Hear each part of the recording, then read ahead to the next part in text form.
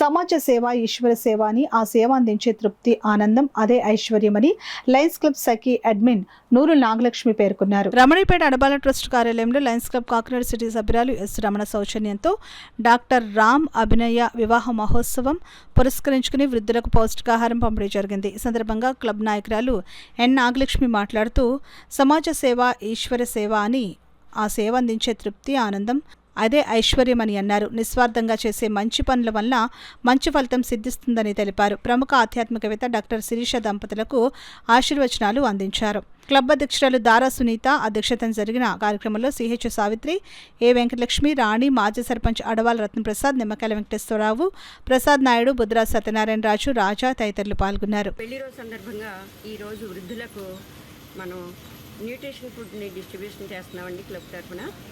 ఈరోజు శ్రీరామనవమి అందరూ చక్కగా అటెండ్ అయ్యారు, చాలా సంతోషము. మా క్లబ్లో ట్రెజరర్ రమణి గారు అంటే సర్వీస్ అంటే ముందుంటారు, ఆవిడకి కూడా ధన్యవాదాలు తెలుపుతున్నాను. అడబాల్ ట్రస్ట్ రత్నప్రసాద్ గారి దగ్గర ఎందుకు చేస్తామంటే జెన్యూన్గా జరుగుతుంది. ఇక్కడ ప్రతి ఒక్కళ్ళు కూడా కావాల్సిన వాళ్ళకి, నీడ్ ఉన్న వాళ్ళకి ఇక్కడికి వచ్చి పంచి పెడుతున్నాం. అందుకే ఆయన చేసే సేవ 25 సంవత్సరాల నుంచి చూస్తున్నాం. మేము కూడా ప్రతి సంవత్సరం ఎన్నో సేవలు చేస్తాం ఇక్కడ కూడా.